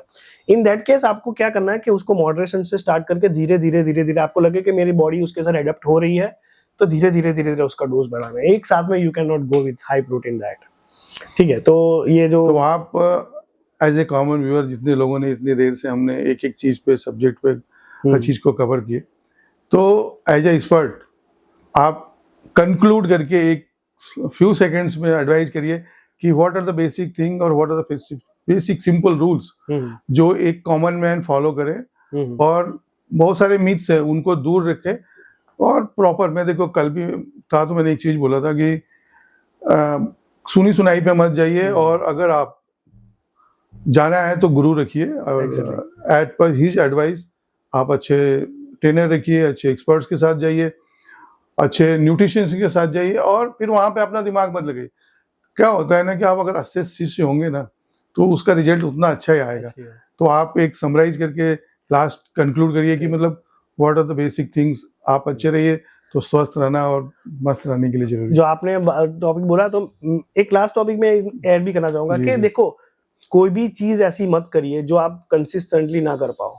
जैसे कि आपने, किसी ने आपको बोल दिया कि कीटो डाइट चालू कर दो, हाई प्रोटीन डाइट कर दो और उससे आपका वेट लॉस हो जाएगा, तो वो this is not a solution, this is a quick fix. 2-3 महीने का क्विक फिक्स है, उससे आपका वेट लॉस जरूर हो जाएगा, आपको अच्छा सा रिजल्ट भी मिल जाएगा, बट आप उसको सस्टेन नहीं करने वाले हो। लाइक आप पूरे साल या फिर जब तक आप जिंदा रहने वाले तब तक नहीं, तो आप ऐसी चीज करो जो सस्टेन कर पाओ। Consistency matters. जैसे कि मैंने बोला ना, एक्सरसाइज 1 घंटा ही करना जरूरी नहीं, एक्सरसाइज 10 मिनट का भी ओके ही है, 5 मिनट का भी ओके ही है, 25 मिनट का भी ओके ही है, बट वो हर रोज करना, दैट इज मेन थिंग। तो आप डाइट में भी वही, एक्सरसाइज में भी वही और लाइफस्टाइल में भी वही मॉडिफिकेशन करो कि मैं आपको बोलूं कि आपको सनलाइट में बैठना है तो आप सनलाइट में आधा घंटा बैठो एक ही दिन के लिए, ऐसा नहीं है। जब भी एक्सपोजर मिले तभी आपके ऑफिस में भी कहीं पे सनलाइट आ रही है तो you do work at that particular side. Sir हमने ना वेट गेन बहुत सारा साइंटिफिकली और बहुत सब चीजें कवर करी, तो पूरा मेल सेंट्रिक हो गया। तो अभी ना वुमेन्स के लिए भी देखिए, क्योंकि ना हाउसवाइफ्स और इवन आफ्टर मैरिज लेडीज के साथ एक रहता है कि मतलब वेट गेन का बहुत प्रॉब्लम रहता है, और स्पेशली आफ्टर इश्यूज, पहला बच्चा होता है, दूसरा बच्चा होता है, उसके बाद वेट गेन भी हो जाता है। और बहुत सारी केसेस में ना ये भी होता है कि जब वो डाइट फॉलो करते हैं या ये करते हैं तो उनके पीरियड डिस्टर्ब हो जाते हैं। Exactly. बहुत सारी प्रॉब्लम्स होती है। तो as a nutritionists, as a health expert, आप उनके लिए क्या गाइड करते हैं कि वुमेन्स को किन की चीज़ों, क्योंकि ना वो लोग ट्रेडमिल तो कर लेंगे, एक्सरसाइज कर लेंगे, जुम्मा कर लेंगे, बट वेट ट्रेनिंग नहीं करते। Exactly. तो उनको ऐसा लगता है नहीं यार मेरा बॉडी बन जाएगा, ये बन जाएगा। तो मतलब ये मिथ है, फैक्ट है थोड़ा। ये बहुत अच्छा क्वेश्चन पूछा सर आपने। लेडीज के लिए जो, लेकिन ऐसा कोई पहले तो सेपरेशन है नहीं, सो जो फंडा मेल के लिए चलता है वही लेडीज के लिए चलता है। लेकिन लेडीज में एक बहुत बड़ा मिथ ये है कि उनको वेट ट्रेनिंग करने में थोड़ा इश्यू है। वो बोलेंगे हम लोग बल्की हो जाएंगे, हम लोग मेल जैसे चेस्ट बन जाएगा, बॉडी बन जाएगा। ऐसा एक्चुअली उसमें होता नहीं। उन लोगों में लेडीज के अंदर टेस्टोस्टेरोन बहुत कम होता है, टू बी वेरी फ्रैंक। जो मेल डोमिनेटिंग हार्मोन है, जो हमारे मसल बिल्डअप के लिए रिस्पॉन्सिबल है, तो आप में पहले तो ये होता नहीं है। पहली बात, हमको स्ट्रांग होना है, नहीं कि बल्की होना है या फिर हाइपरट्रॉफी होना है, ठीक है। तो पहली बात तो सब लेडीज को यही सलाह है मेरी कि वेट ट्रेनिंग से डरिए मत, और वो आपको बहुत सारी चीजों में, जैसे कि आपके हार्मोन बैलेंस करने में भी आपको वेट ट्रेनिंग बहुत हेल्प करेगा, ठीक है। और दूसरा ये भी है कि ज्यादा कार्डियो करने से आपका वेट लॉस होगा, वो एक बहुत बड़ा मीथ है। Cardiovascular exercise is only for your health of your heart. आपकी हार्ट हेल्थ, आपकी लंग्स हेल्थ को बढ़ाने के लिए हम कार्डियोवास्कुलर एक्सरसाइज करते हैं। हाँ, उससे कैलोरी डेफिसिट होता है, उससे थोड़ा बहुत वेट लॉस होता भी है, बट ये कंप्लीट मार्कर नहीं है वेट लॉस करने का, ठीक है। तो उसके लिए आपको कॉम्बिनेशन ऑफ ट्रेनिंग करनी है, जैसे कि वेट ट्रेनिंग भी करनी है, कार्डियो ट्रेनिंग भी करनी है, फ्लेक्सिबिलिटी ट्रेनिंग भी करनी है, एंड्योरेंस ट्रेनिंग भी करनी है, ठीक है। तो जो क्राइटेरिया मेल के लिए वही फीमेल के लिए, सब चीज ऑन द लाइन, जैसे कि consistency, sunlight, water, lifestyle modification, cardio training 2 to 3 days, weight training 2 to 3 days, nutrition वाला खाना। खास करके लेडीज जब वेट लॉस करती है तो खाना कम करना चालू कर देती है, तो वहां पे न्यूट्रिशन कॉम्प्रोमाइज होता है। तो वो न्यूट्रिशन कॉम्प्रोमाइज की वजह से आपका हार्मोनल इंबैलेंस वगैरह जो को बहुत बड़ा इशू है। मैंने बहुत सारे लेडीज के साथ सुना कि जब कभी भी वो लोग वेट लॉस के प्रोसेस में जाते हैं ना, तो ये बहुत बड़ी प्रॉब्लम होती है। हाँ, तो वो सब, और देखो आपकी बॉडी में ऑलरेडी मेनोपॉज वगैरह आने चालू हो जाएंगे, तो वहां पे तो हार्मोन इंबैलेंस होने ही वाला है। तो वहां पे अगर आप न्यूट्रिशन प्रॉपर नहीं रखोगे तो फिर वही इशू और एग्रीवेट होगा। सो बेटर है कि आप वेट लॉस करो तो खाना प्रॉपर मॉडरेशन में खा के ही करो। एकदम ही आपको डाइट पे जाके कीटो ये कर दिया, वो कर दिया, डाइट कर दिया, खाना कम कर दिया और वेट ट्रेनिंग बढ़ा, कार्डियो ट्रेनिंग बढ़ा दी, दौड़ना चालू कर दिया, ये सब विल नॉट प्रॉपरली वर्क। इसीलिए हर एक चीज का शॉर्ट टर्म नहीं है, शॉर्टकट नहीं है। इसको भी आपको एक प्रॉपर प्रोग्रामिंग के थ्रू जाना पड़ेगा। और अगेन आपको वेट ट्रेनिंग को इसके अंदर इंडल्ज करना पड़ेगा। मतलब even ladies can do, of course 101% ladies can do. Even मैं तो बोलता हूँ मेल से भी ज्यादा लेडीज को वेट ट्रेनिंग करनी चाहिए। That is my personal suggestion. और एक जो है ना मतलब आज के डेट में ये रहता है कि मतलब एक आप अगर आदमी 50, 55, 55 हो गया तो उसको मॉर्निंग वॉक से भी सेम इफेक्ट आ सकता है। Morning walk is activity, as an activity. मैं उसको एक्सरसाइज में लेता ही नहीं हूँ। आप मॉर्निंग वॉक उसको हम NEAT में ले सकते हैं, नॉन एक्सरसाइज एक्टिविटी में ले सकते हैं, बट वो एक एक्सरसाइज नहीं है। मतलब आप उसके साथ ऐड कर सकते हो। हाँ, यू कैन ऑलवेज ऐड। मैंने बोला मूवमेंट तो आप करते ही रहो, लेकिन वो सुबह 1 घंटा मॉर्निंग वॉक किया और एक्सरसाइज नहीं किया, वो that is not an option. वो see that is movement, that is not exercise. तो जो लोग ऐसा बोलते हैं कि हम लोग तो सुबह चलने भी जाते हैं और पूरे दिन काम करते हैं और खाना खाते हैं और सो जाते हैं, तो they are not doing exercise, to be very frank, they are just. एक चीज और बहुत बड़ी जो प्रॉब्लम है ना अपने ये हेल्थ इंडस्ट्री में और खास तौर पे वेट प्लस माइनस में, कि लोग जो है ना वेट तो चलो एक बार कुछ भी करके उतार लेते हैं। तो मान लीजिए उसने 6 महीने मेहनत करी, सब कुछ डाइट किया, एक्सरसाइज किया, ये किया, वो किया, जो कुछ किया, कंप्रोमाइज किया और 15 kg वेट रिड्यूस हो गया। तो ये क्या होता है कि फिर लोग सोचते हैं चल अपना 15 किलो उतार लेना, अभी क्या है। The day they stop and revert होता है, वो 15 किलो की जगह अगले 6 महीने 20 किलो बढ़ जाता था। How to manage that things? Sir यहाँ पे भी वही आंसर है, यहाँ पे कुछ नहीं है। जो आपने रूटीन चालू किया है उसको चालू ही रखो, उसको बंद करना ही नहीं है, क्योंकि हेल्थ पर्सपेक्टिवली हम उसके बहुत सारे फायदे देखेंगे। और दूसरा, जो हमने डेफिसिट करना बंद कर दिया है तो हमारा वेट लॉस होना भी बंद हो गया है, लेकिन आपने एक अचीवमेंट कर लिया है तो वहां पे तो आपको और अच्छे से लाइक उसको मैनेज करने के लिए आपको एक्टिविटी करनी पड़ेगी, यू नो। तो वहां पे अगर आप ऐसा बोलोगे कि अभी तो मैं कुछ भी खा सकता हूँ, मैं एक्सरसाइज नहीं करूंगा तो भी चलेगा, तो ये नहीं चलेगा सर। तो मैंने बोला ना, ये एक छोटा सा 3 महीने का या 6 महीने का 1 साल का काम नहीं है। Exercise should be in your day to day lifestyle for entire period of your life time. Okay, तो ये विद प्रॉपर न्यूट्रिशन। हाँ, विद न्यूट्रिशन। और मैं बोल रहा हूँ ना, जो आपको अच्छा लगे, what ever you love you do it. आपको बैडमिंटन अच्छा लगता है तो वो हम एक्सरसाइज में, क्योंकि हम उसमें मूवमेंट करते हैं, ठीक है। हम अगर आप स्विमिंग करते हो, that is a part of exercise, क्योंकि हम उसमें प्रॉपर हमारे पूरी बॉडी को मूव करते हैं। तो ऐसी कोई भी हैबिट बनाइए जो जिसमें आपका बॉडी मूव करे, आपका ब्रीदिंग फास्ट हो, आपका हार्ट बीट एलिवेट हो। ऐसी कोई भी एक्टिविटी आपको करनी पड़ेगी for the life time.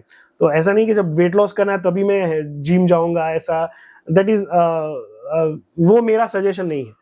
Sir आपने ना देखिए, वेट लॉस वालों को तो बहुत कवर किया, मतलब हाँ। अभी तक हमने पूरा लगभग जो भी टाइम दिया है, ठीक है, क्योंकि ज्यादा लोग मोटे हो गए इसलिए हमने उस पर ज्यादा टाइम दिया।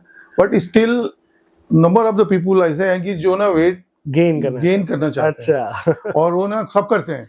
अच्छा। हम 2 रोटी खाते हैं, वो 5 खाते हैं। हाँ। वो 4 की जगह 10 अंडे खाते हैं। अच्छा। वो केक भी खाते हैं, मीठा भी खाते हैं, कुछ तो भी उनका वेट गेन नहीं होता है। हाँ, इसके बावजूद भी उनका वेट गेन नहीं था। वो क्या है? सर देखो, बॉडी को ना तीन जगह पे क्लासिफाइड किया जाता है। एक होता है एंडोमॉर्फ होता है, एक होता है एक्टोमॉर्फ होता है, और एक होता है मीजोमॉर्फ, ठीक है। तो एक्टोमॉर्फ जो लोग हैं वो लोग ना स्किनी होते हैं। स्किनी एक्टोमॉर्फ क्या हुआ? एक्टोमॉर्फ का मीनिंग है कि उनकी बॉडी का जेनेटिक्स इस तरीके से डिजाइन हुआ है कि वो लोग फैट स्टोर नहीं करते हैं। उनकी बॉडी फैट स्टोर नहीं करता है। तो ऐसी क्या चीज है उनके अंदर की जो फैट स्टोर नहीं करती? वो उनका जेनेटिक मोटे वाले, वो उनका जेनेटिक ही ऐसा स्ट्रक्चर्ड है। तो ऐसा जैसे आप लोगों ने देखा होगा, बहुत सारे पतले लोग हैं, वो लोग बहुत खाना खाते हैं। तो मैं वो बोला था कि साइंस को अगर पता है हाँ। कि ऐसा जेनेटिक है, हाँ। तो ऐसा कुछ ढूंढ करके मोटे आदमी को भी डाल दे। बोलो वो हो सकता है रिसर्च में आ भी जाए, लेकिन अभी ऐसा कुछ शॉर्टकट नहीं है। बट एक्टोमॉर्फ बोला जाता है उनको, कि जो लोग फैट स्टोर, उनकी बॉडी की टेंडेंसी है फैट स्टोर नहीं करती, जिसके उसके अगेंस्ट में एंडोमॉर्फ, जैसे हमारे जैसे लोग, जो लोग कुछ भी खाएंगे फटाफट से उसको फैट स्टोर हो जाएगा। वो पानी से वजन बढ़ता है। वो अलग चीज है, लेकिन फैट स्टोर हो जाता है। लेकिन फैट स्टोर होना और फैट नहीं होना, उसके लिए 2 बाइफरगेटेड कैटेगरी है। और थर्ड होता है मीजोमॉर्फ, जिसके अंदर क्या करें, वो क्या करेंगे उनका वजन बढ़े? जो जिन लोगों को वेट गेन करना है उनके लिए फैट गेन नहीं होगा। For them muscle gain is the only option. तो उनके लिए वेट ट्रेनिंग, और जो वेट ट्रेनिंग यानी कि जो हम रेजिस्टेंस ट्रेनिंग जिम में करते हैं, वो उनके लिए ज्यादा रेकमेंडेड है। उनको क्या करना पड़ेगा? मसल को गेन करना पड़ेगा। वो कार्डियो वार्डियो ज्यादा दिमाग नहीं लगा? नहीं, ऐसा नहीं। कार्डियो तो सर सबके लिए ही है, सबके लिए जरूरी है। वो हार्ट एंड लंग्स के लिए है, आपके कार्डियोवास्कुलर सिस्टम के लिए, सर्कुलेटरी सिस्टम के लिए कार्डियो इज वेरी हेल्पफुल। इसीलिए कभी कभी ये लोग मिसलीड यहाँ पे ही होते हैं। जो वेट गेन वाले बंदे होते हैं वो क्या करते हैं, हमको कार्डियो थोड़ी करना है, हम तो सिर्फ वेट ट्रेनिंग करेंगे। लेकिन आप वेट ट्रेनिंग करोगे, आपका वेट बढ़ेगा, आपका मसल भी गेन होगा, बट आपका कार्डियोवास्कुलर जो सिस्टम है वो कॉम्प्रोमाइज भी होगा अगर आप कुछ नहीं करोगे। तो उनके लिए भी 2 से 3 दिन रिकमेंडेशन है ही कार्डियोवास्कुलर ट्रेनिंग का, ठीक है। तो देखो, मैं बोल रहा हूँ ना, किसी के लिए कोई ऐसा परफेक्ट यही है नहीं कि इनको कुछ करना ही नहीं है। वेट गेन वालों को कार्डियो करना ही नहीं है, दैट इज अ मिथ। वो लोग जब कार्डियो करें तब भूख लगेगी, तब वो ज्यादा खाना खाएंगे, तब वेट गेन होगा। ये एक पूरा सर्कल बताया। लेकिन वेट गेन वालों के लिए भी कार्डियोवास्कुलर एक्सरसाइज उतनी ही इंपॉर्टेंट है जितनी वेट लॉस वालों के लिए है, ठीक है। तो दोनों same combination of training is very very important, जिसमें कॉम्बिनेशन ऑफ ट्रेनिंग की बात कर रहा हूं, जिसमें muscular endurance, muscular strength, cardiovascular strength and आपका फ्लेक्सिबिलिटी, ये चारों कंपोनेंट आपको लेके ही चलने पड़ेंगे। अगेन, जो वेट गेन कर रहा है वो बंदा ऐसा बोलेगा कि मैं स्ट्रेचिंग ही नहीं करूंगा तो चलेगा, ऐसा नहीं चलेगा। सब कुछ वेट लॉस वालों को भी वही करना है, वेट गेन वालों को भी वही करना है, बट सबका प्रोपोर्शन अलग अलग होगा। हो सकता है कोई ट्रेनर किसी को वेट लॉस वाला है तो उसको कार्डियो ट्रेनिंग ज्यादा कराए, उनके माइंड में वही पर्सपेक्टिव, लेकिन weight gain and weight loss के लिए ज्यादा बहुत डिफरेंट नहीं है। बट वेट गेन वालों को मस्कुलर गेन ज्यादा करना पड़ेगा। That is why this resistance training के जो प्रोग्राम है, जो सेशंस है, वो उनके ज्यादा होने चाहिए, और उनका प्रोटीन इंटेक वगैरह हमको ज्यादा अच्छे से ट्रैक करना पड़ेगा, क्योंकि जब प्रोटीन इंटेक बढ़ेगा तब मसल गेन होने के चांसेस बढ़ जाएंगे। सर लेकिन ना वो क्या है, जैसे मान लीजिए कि हम बोलते हैं ना कि ज्यादा जो मोटे लोग हैं वो एक्सरसाइज से तो फिट होते हैं, जिम से फिट होते हैं और डाइट से पतले होते हैं, ठीक है, वेट लॉस होता है। तो उनकी डाइट में नहीं ऐसा, वो तो करेंगे शायद में डाइट ही ऐसा कुछ चेंज कर देंगे मोटे हो जाए ऐसा नहीं, क्या है? वो डाइट चेंज करेंगे तो मोटे हो जाएंगे, लेकिन वो फैट गेन होगा सर, फैट गेन प्रॉब्लम है। लेकिन हमको फैट गेन नहीं कराना है। ओके, अगर गेन कराना है तो मसल्स गेन कराइए ना। फैट गेन करेगा तो फिर कोलेस्ट्रॉल फिर वापस वही है, बैड कोलेस्ट्रॉल बढ़ जाएगा, फिर एचडीएल डाउन हो चला जाएगा, एलडीएल बढ़ जाएगा, फिर उनको हो सकता है ब्लड प्रेशर के भी इश्यू आए, या फिर कोलेस्ट्रॉल के भी इश्यू आए, या फिर उसको शुगर भी आए। ये आपकी बात सही है। इवन तो जो वेट गेन वाले हैं, उनको पहली बात तो ये बता देता हूँ, गेन करना मतलब बहुत सारा खाना, कुछ भी खाना ऐसा नहीं है, उसको भी सिस्टमेटिकली खाना है और सिस्टमेटिक ट्रेनिंग करना है। ये ऐसा नहीं होता कि पतला आदमी बीमार नहीं होता, या पतले आदमी को शुगर नहीं होता, पतले आदमी ज्यादा बीमार होते हैं, मैंने ऐसा देखा है। आदमी को जो है क्या नाम है, हाइपरटेंशन नहीं होता। तो ये मिथ है, ये बहुत बड़ा मिथ है। और पतले आदमियों को क्या पता, माइंड में ये थॉट होता है कि मुझे, मेरा इतना अच्छा बॉडी है, मुझे कुछ भी करने की जरूरत नहीं है। तो फिर उन लोगों को ज्यादा सर ये इश्यू होंगे ही, हार्ट डिजीज है या फिर हेल्थ इश्यूज है वगैरह होंगे ही होंगे। तो उन लोगों को जब वेट गेन करना है तब उनको मसल्स गेन के ऊपर ज्यादा ध्यान देना, नहीं कि फैट के ऊपर। तो फैट गेन ज्यादा होगा तो भी प्रॉब्लम है। हाँ, एक लेवल तक ठीक है, जितना रिकमेंडेशन है, एसेंशियल है, उतना तो ठीक है, लेकिन उससे ज्यादा भी आप खाना खा के फैट गेन करने का सोच रहे हो तो that is highly not recommended. तो ऑलरेडी खाते ही हो तो होता नहीं तो भी नहीं होता है ना, देखिए ना लेकिन उसको इंडल्ज करना पड़ेगा मसल ट्रेनिंग को, तो मसल्स बढ़ेंगे तब उनका वेट गेन दिखेगा और वो लोग अच्छे शेप में भी आएंगे। भाई जो लोग पतले हैं वो भी ध्यान रखें, एग्जैक्टली अच्छे ट्रेनर के पास जाएं, हाँ। मसल ट्रेनिंग करें, एग्जैक्टली, और साथ साथ आगे बढ़े। तो खाली खाने से कुछ होगा नहीं। एग्जैक्टली। करण सर बहुत अच्छा लगा, बहुत सारी इंफॉर्मेशन आपने दी। मुझे उम्मीद है कि जो लोग सुन रहे थे वो हमारा इस एपिसोड देखने के बाद कल से अपने जीवन में थोड़ा थोड़ा परिवर्तन लाएंगे। और मैं इसको शॉर्ट में समराइज करना चाहूँगा कि देखिए, लाइफ में किसी चीज़ का शॉर्टकट नहीं होता। अगर आप फिट रहना चाहते हैं, अच्छे इंस्ट्रक्टर को जाइए, अच्छा गुरु बनाइए, अच्छे न्यूट्रिशन रखिए, और शॉर्ट टर्म गोल मत रखिए, और कोई ऐसा काम मत करिए जो कि 20 दिन में 25 दिन में आपके 5 किलो 10 किलो वजन घटाता हो। वेट लॉस प्रॉपर, सिस्टमेटिक और डेली रूटीन के साथ, डेली लाइफ स्टाइल चेंज करके जो लॉन्ग टर्म पे मेंटेन करते हैं उसके साथ चलिए। स्वस्थ रहिए, मस्त रहिए, और सुंदर और समृद्ध भारत बनाइए। जय माता जी, वंदे मातरम, जय हिंद।